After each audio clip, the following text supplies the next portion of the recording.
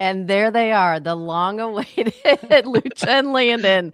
You guys are popular. Look at this. I mean, that comment section is blowing up to get you guys on the screen. Hey, we're thrilled that you guys are joining us tonight. Both juniors in high school and both called up to the U20 national team in Guatemala. Quite an honor, and we're just excited to get to chat with you guys a bit. As you probably heard backstage, we did give the green light for the comment section to go ahead and ask questions. So you might want to buckle up for those based on the uprising we had to get you on the screen. They're like, quit talking about statistics, bring on the boys. Hey, Lucha, can you kick us off and just give a little bit of background? Tell us who you are, where you go to school, where you're playing, and then we'll shift that straight back over to Landon. My name is Lucha Delcid, but my real first name is actually Kavion. I go by Lucha. I prefer everyone else to call me Lucha. I'm currently a junior at Bishop Lewis High School. I do not play soccer for them. Sorry, Enzini. You go.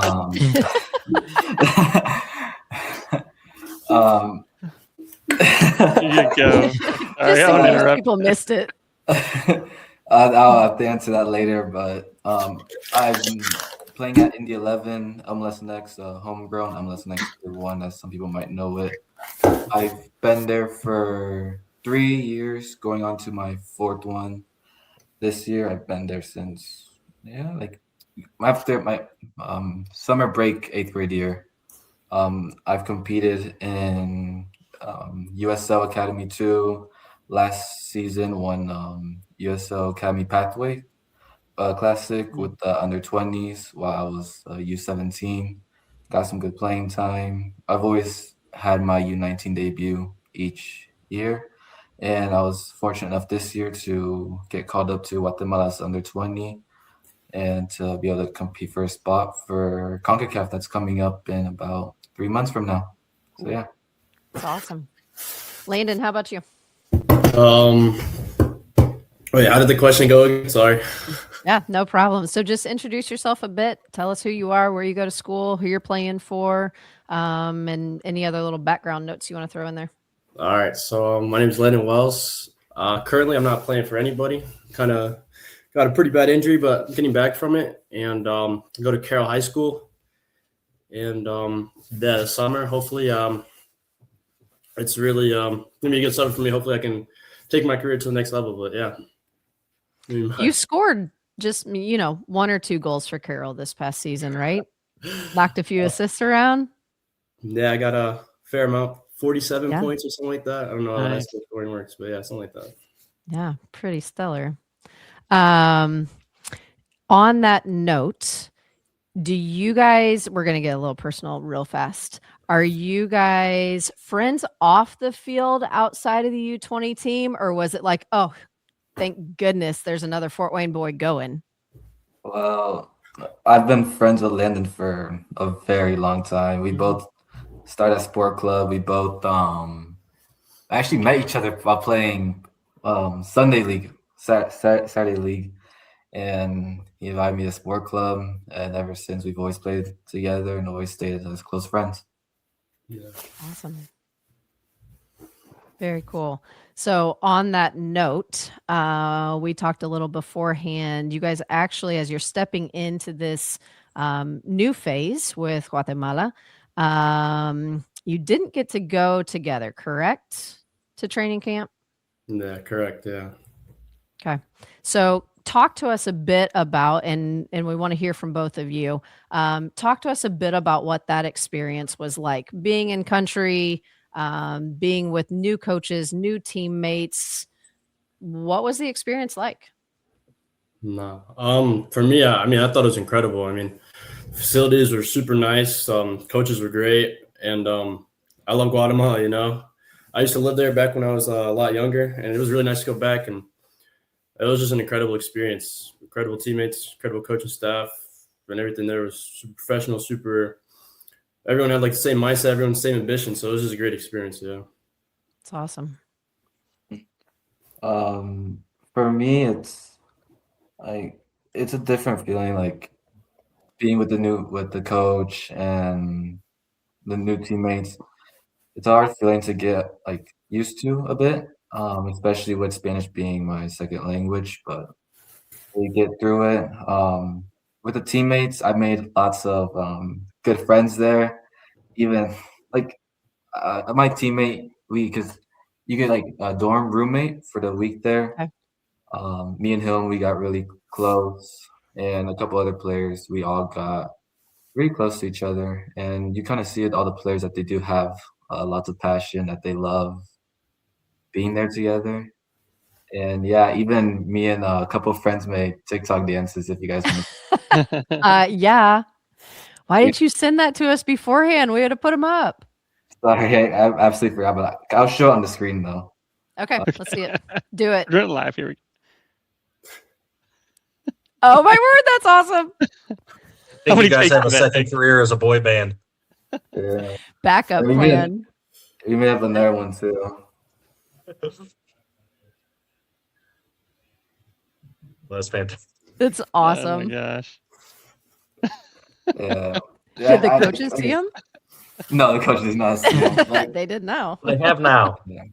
yeah, but that's how it is. Like you meet a lot of great people there. It's an amazing feeling because it all connects you because of passion for the country you love. You know. Yeah, it's awesome. Yeah. So you talk a little bit about Spanish being your second language. How does two guys from Fort Wayne, Indiana, end up getting called up to the Guatemala U20 team? You said Spanish your second language. Was there a language barrier? How did that process work for you to get up? And what is your connection with Guatemala growing up in Fort Wayne? For me, well, I'm half American, half Guatemalan. So my mom is from Guatemala. She's from a part called Chela. So that's my connection.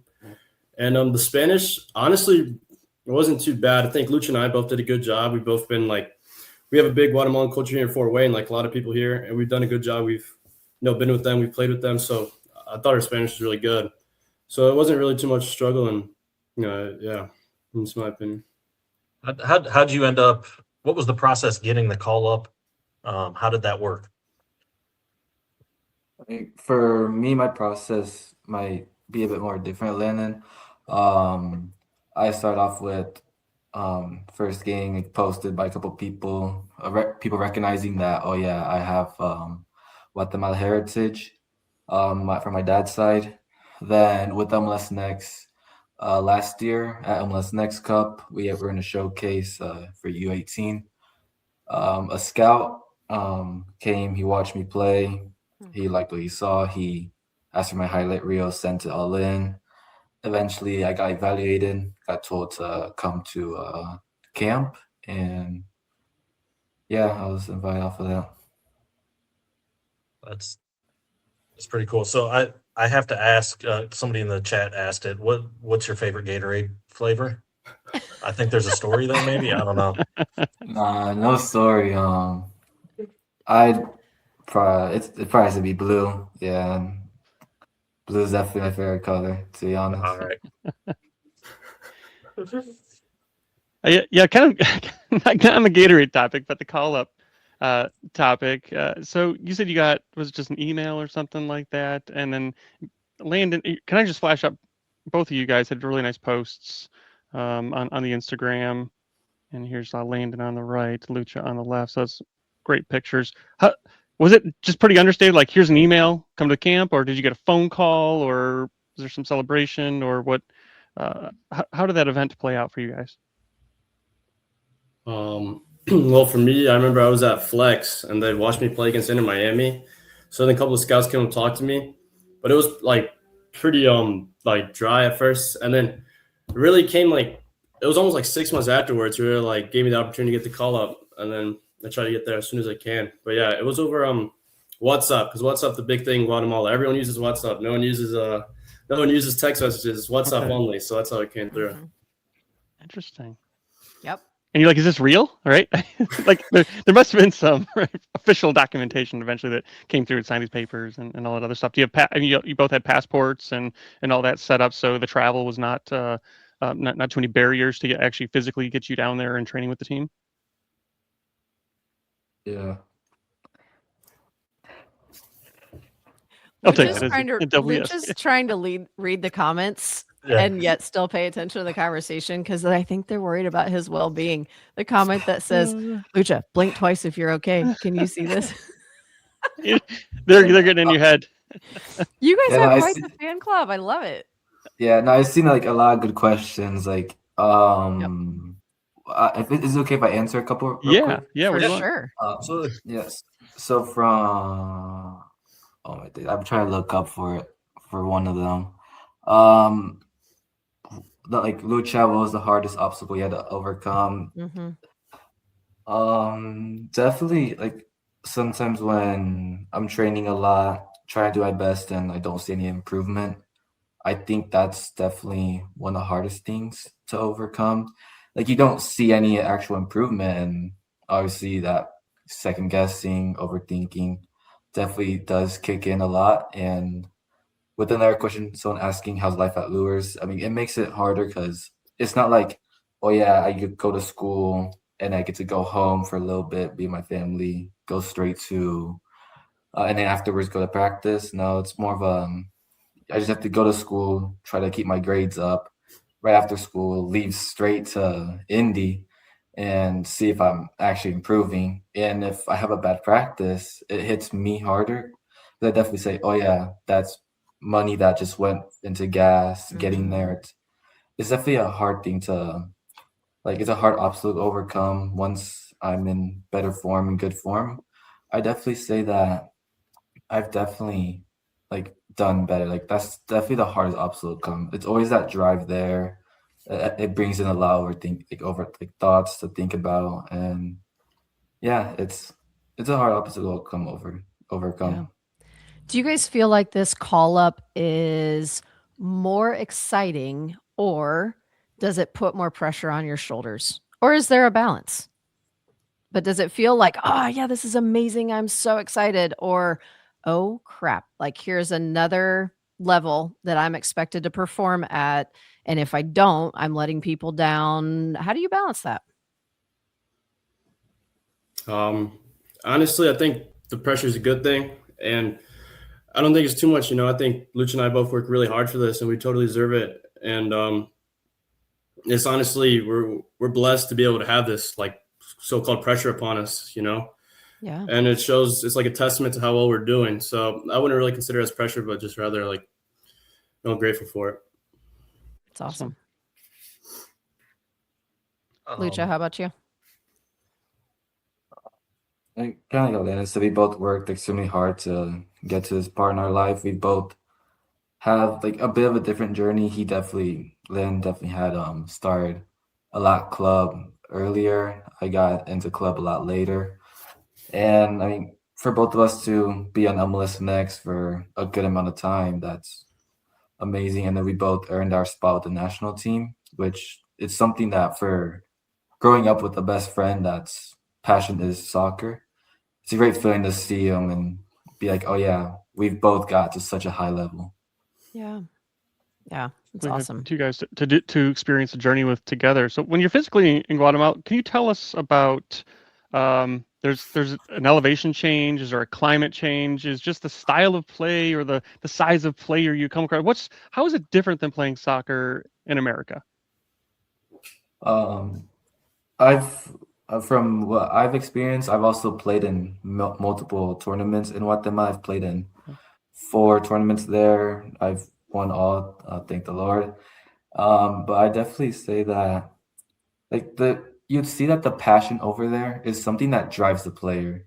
That each time they see a soccer ball, this is their life. Like it's not like here in the US, people can play baseball like other sports.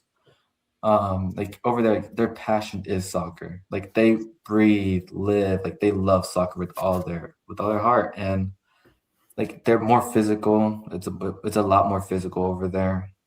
And yeah, like you'll see that their passion and how much they love the sport is a huge thing over there. Landon? Then like one of the big differences for me was the food. I'll be so honest. I just don't really eat that much Guatemalan food. And so when I got there and you're having 3 meals a day that are different, like for example, they drink coffee at night. I don't drink coffee ever because I don't really like caffeine. But then the coffee at night, that was like, wow, that, you know.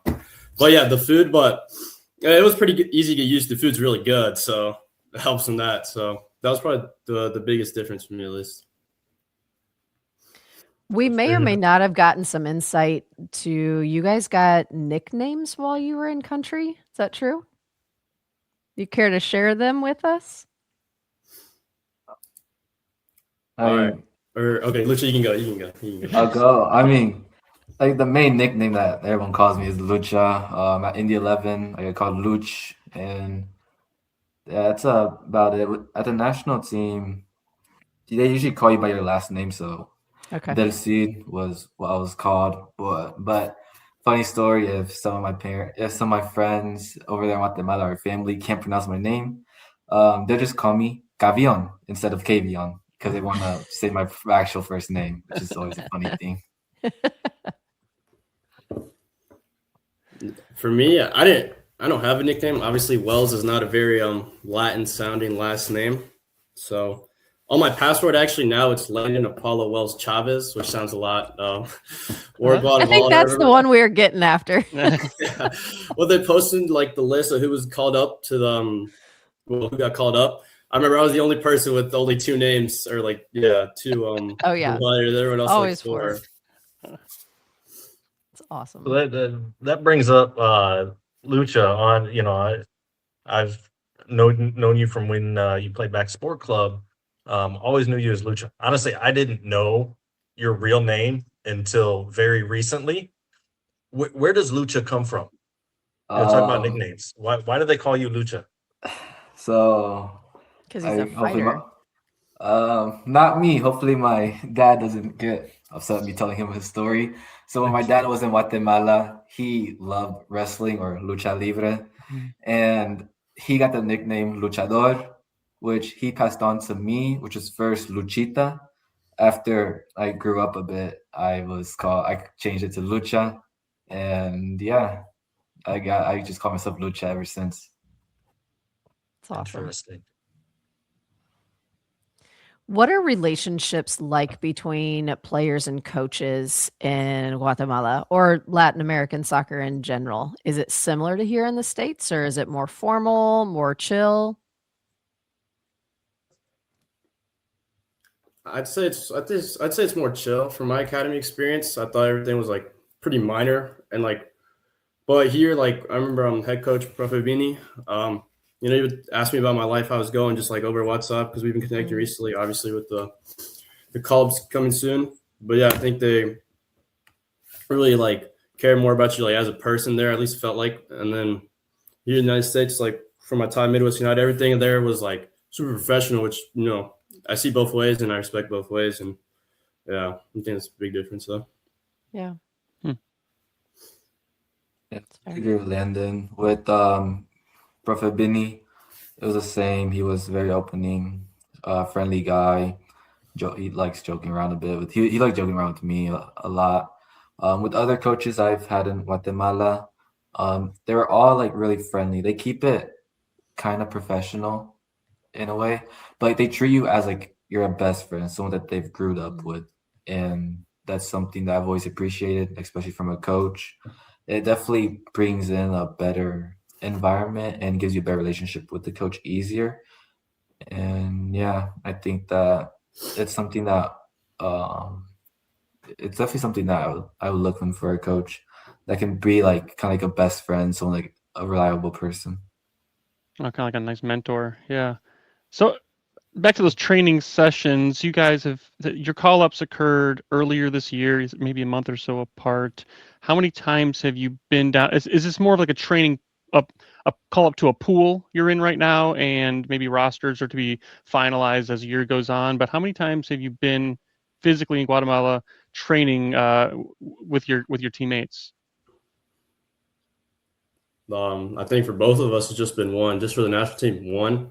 Okay. And hopefully we both did well, and hopefully we'll get the call up again later this summer, I think in early July. Okay, and that'd be for an actual like a game, like a competition Yeah. roster. So the big tournament that's coming up is the CONCACAF U20, and if you do Oh. well there, you qualify for the U20 World Cup, and that's our goal, like as a nation, and we want to be there. So yeah, hopefully we both get the opportunity to get called up and play in the tournament. Awesome. Are you doing any? Have you done any types of leagues or academies outside of the U20 in Guatemala, Landon, or is it strictly been the trainings for the national? I've just been trainings for the national. Okay. Lucha, you alluded to you played a couple tournaments down there. Was that with local clubs? Was that with somebody from the States heading down there for your tournaments, or what were those tournaments?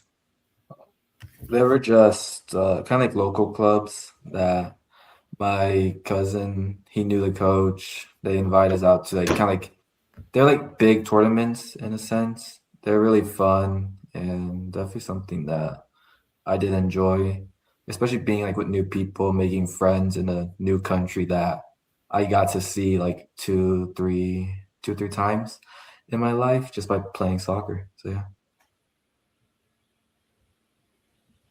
All right. Nice. You mentioned that, yeah, high school wise, I know your club experience right now, Lucha, doesn't allow you to do that. Landon, you said you've had some freedom to kind of explore a bit more. In this past fall, you were at Carroll, and so Coach Anzini he asked Landon, what's the biggest difference between playing for Carroll and like Indy 11, like a club academy versus say that high school experience?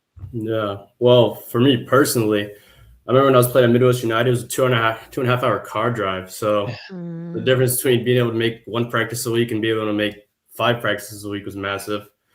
And then the overall play, like Carroll definitely felt more as a family. I remember in academy ball, everyone, like the most toxic teammates, most toxic environment ever. Because, everyone wants to be better. So, we would get on each other and stuff. And, but yeah, I'd say Carroll in like high school soccer, like you feel way more connected to your teammates and it's like actual, like real connections. Whereas, MLS Next, it's more, everyone has their own goals. Everyone has their own thing and it's not collective. So it's a little bit more like, just more turmoil in the locker room and stuff. So it was more enjoyable for sure playing for Carroll. Right, appreciate that. And I think Anzini also asked Lucha, when are you gonna come out for Lures? So I got to go back to the high school side, but with your path, right? That's something that's been I don't know if you had a desire to play for high school, but there's a certain aspect to that type of soccer that some people want to play, or they're just fine, not playing. Can you describe that a little bit? I don't know. Definitely before I had the idea of playing MLS Next, I definitely did want to play high school soccer. I think as time went on, I did prefer to play MLS Next for the up. My decision feels like it's drifting a bit more to my last season. Well, not last season, but another season with Indy 11. It's a great place that I'm loving so far. Somewhere I wouldn't really would want to leave right now. So yeah, I think that I would like to stay at Indy 11 right now for another year. Cool. So just out of curiosity, and looks like Albert would also like to know, would Fort Wayne FC ever be a dream for either of you? Yeah, for sure. We were actually got the opportunity to train with the team spring break, so kind of like Sweet. end of May. So yeah, it was really great, honestly. And, obviously both of us have aspired to be professionals. And then, Fort Wayne is that pathway here at Fort Wayne, and obviously I think we'd both love to, given the opportunity, I think we'd both love to have that. That would be great to see another couple local guys on the team in the next couple of years playing in the stadium. Yeah. Well, and Coach Avery has made no qualms about the fact that he wants to be a stopping point for players on their way to just continue in their development and be able to look all the way up at the MLS and say, yep, he was here, he was here, he was here, he was here, and just keep developing this next generation of players, which you guys are already well on your way, which is absolutely incredible. Okay, final question, and we're gonna as your generation would say, we're gonna clock it. So final question is, what MLS team is your ultimate dream to play for? I'll go first. Inter Miami, of course. I'm a big Messi boy. I just love Messi. I think he's the best, and so obviously Awesome. Inter Miami would be the dream. Yeah, I definitely agree with Landon. Inter Miami right now, Messi's there. Both of us were huge Messi fans, still are. For international, I definitely would like to play with Barcelona in the future if God gives me the chance. But that MLS team that I would definitely sign for, it has to be Inter Miami. It's awesome.